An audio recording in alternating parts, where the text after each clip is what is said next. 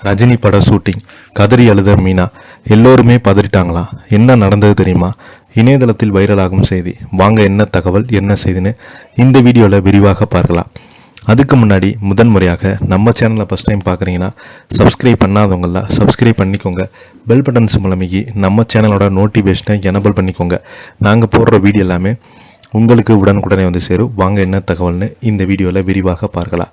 குழந்தை நட்சத்திரமாக நடித்து சினிமாவில் அறிமுகமான மீனா பிறகு கதாநாயகியாக எக்கச்சக்க படங்களில் நடிச்சிருக்கிறாங்க. தமிழ் தெலுங்கு மொழிகளில் முன்னணி நடிகையாக பல வருடங்களாக கோலோச்சி வந்தாங்க.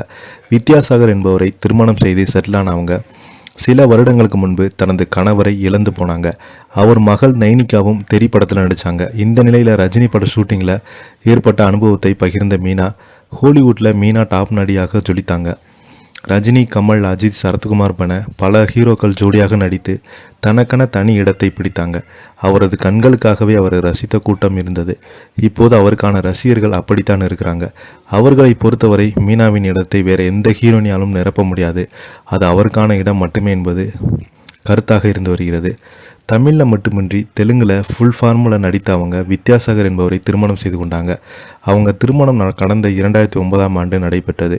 திருமணத்துக்கு பிறகு சினிமாவிலிருந்து ஒதுங்கி அவங்க தனது மகள் நைனிகாவை தெரி படத்தில் நடிக்க வைத்தாங்க.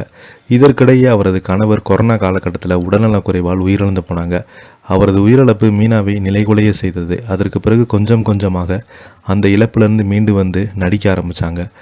சமீப காலமாக மீனாவின் 2வது திருமணம் பற்றிய பேச்சுக்கள் அதிகமாக எழுந்தது.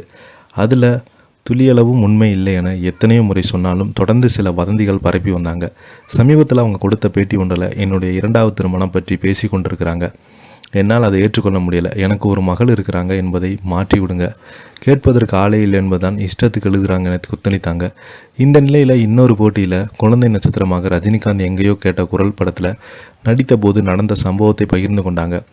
அந்த போட்டியில் எஸ்பி முத்துராமன் இயக்கத்தில் ரஜினி நடத்த எங்கேயோ கேட்ட குரல் படத்தில் அந்த படத்தில் எனக்கு சூடு வைப்பது போன்ற காட்சி எடுத்தாங்க. உண்மையிலே எனக்கு சூடு வைக்க போகிறாங்கன்னு நினைத்து ஷூட்டிங் ஸ்பாட்லேயே கதறி அழுத்துட்டேன்னு யாரோ சமாதானம் செய்தாலும் கேட்கல. தொடர்ந்து அழுத்து கொண்டே இருந்தேன்.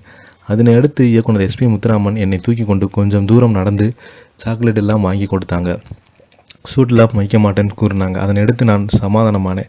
அதனை எனக்கு வாழ்க்கையில் மறக்கவே மாட்டேன் என்று முன்னதாக இப்போது சீக்ரெட் ஸ்டோரியின் வெப்சீரிஸ் நடித்திருக்கிறாங்க. அவர் 24 ஹாட் ஸ்டோரில் ஸ்பிரின் ஆக ரிலீஸ் ஆக இருப்பதாக குறிப்பிடத்தக்கது.